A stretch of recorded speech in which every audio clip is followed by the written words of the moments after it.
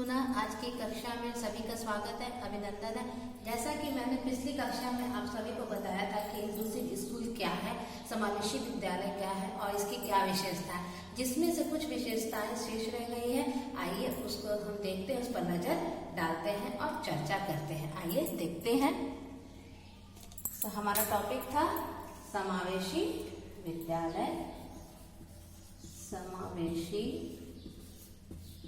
विद्यालय किसमें कुछ विशेषताएं क्या रह गई थी, शेष रह गई थी, जिसे आज हम देखेंगे। तो मैंने 3 विशेषता का जिक्र कर दिया था। चौथी विशेषता है कि इस तरह के विद्यालय में वातावरण प्रजातांत्रिक होता है, democratic environment in inclusive school.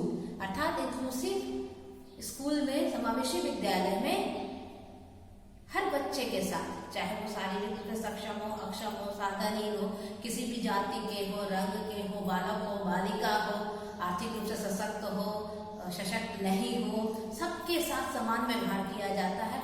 सबको आगे बढ़ने का अवसर प्रदान किया जाता है। अर्थात कहने का तात्पर्य है किसी के साथ भेदभाव नहीं किया जाता है। इस तरह के विद्यालय में सबको विकास के समान अवसर दिए जाते हैं, जो कि बहुत ही सही रास्ता है आगे बढ़ने का। आइए और आगे की विशेषताओं पर हम नजर डालते हैं।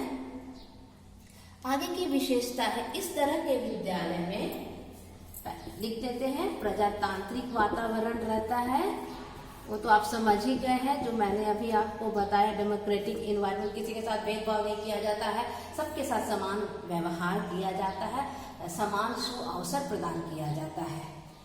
आगे की विशेषता है कि इस तरह के विद्यालय में क्या होता है, इस तरह के विद्यालय में अभिभावकों के साथ बेहतर संबंध बनाने का प्रयास किया जाता है।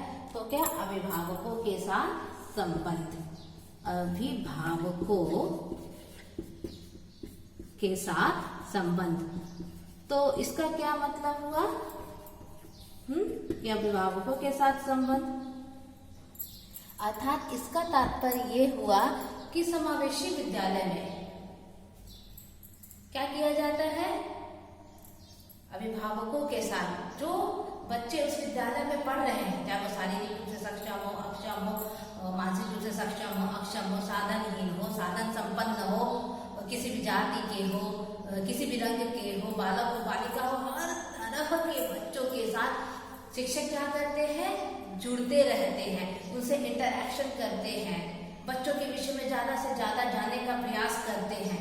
क्यों करते हैं? तभी वे बच्चे को सही से सिखा पाएंगे और उनका मार्गदर्शन कर पाएंगे और उनको अपने जीवन में आगे बढ़ा पाएंगे। तो इस विद्यालय की ये भी बहुत बड़ी विशेषता है कि ये विद्यालय हमेशा, इस विद्यालय के जितने कर्मचारी हैं, हमेशा, चाहे वो शैक्षणिक हो या गैर शैक्षणिक हो, विद्यालय प्रबंधन हो या और कोई भी स्टेक होल्डर इस विद्यालय का, अभिभावकों के साथ सदा जुड़ा रहना चाहता है।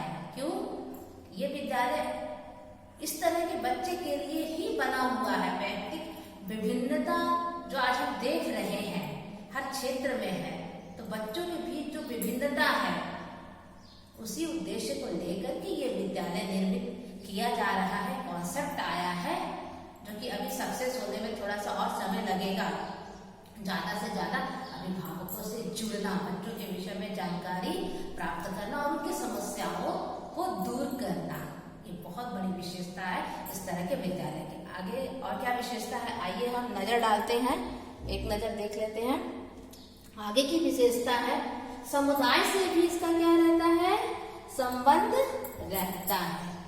यहाँ लिख देते हैं, क्या होता है, समुदाय से भी, कम्युनिटी से, समुदाय से भी इसका बहुत बेहतर संबंध रहता है। रिलेशनशिप विद कम्युनिटी, क्योंकि जो भी बच्चे आ रहे हैं इस तरह के विद्यालय में पढ़ने के लिए, वे समुदाय से ही आ रहे हैं।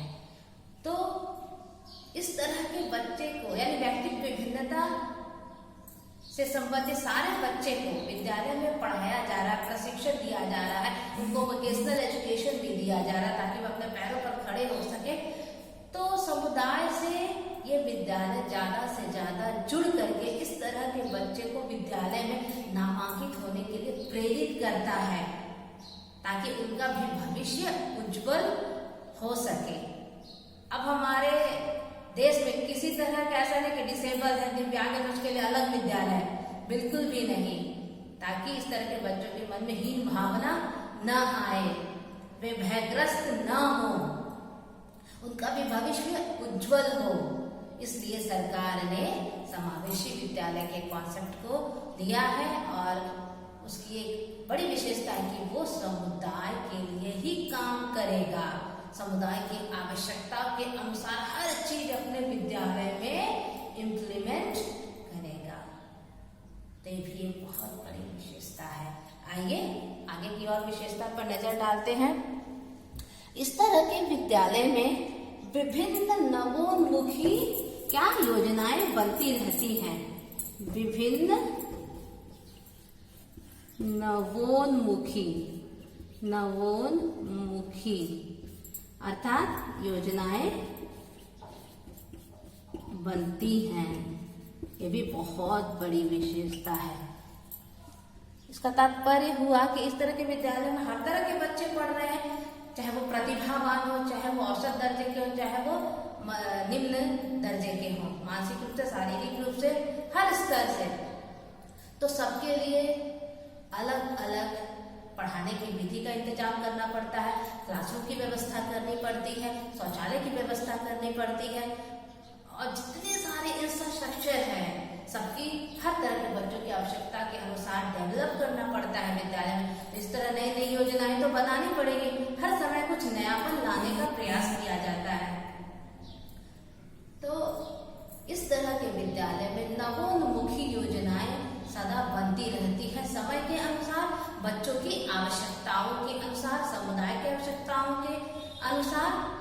शिक्षक निरंतर कार्य करते रहते हैं, विद्यालय प्रबंधन निरंतर कार्य करते रहते हैं, सरकार इस ओर निरंतर अग्रसर रहती है ताकि ये विद्यालय जल्दी से जल्दी धरातल पर उतर करके भारत देश को विकास की ओर ले जाए, यहाँ के बच्चों को विकास की ओर अग्रसर करे।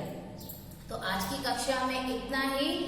आप सबको यदि किसी समझने में किसी प्रकार कठिनाई होगी, आपके मन में किसी प्रकार का प्रश्न होगा तो मुझे व्हाट्सएप पर आप पूछिएगा, मैं उसका उत्तर दूंगी। मैं भी आपसे प्रश्न पूछूंगी, आप भी उत्तर दीजिएगा। बहुत बहुत धन्यवाद।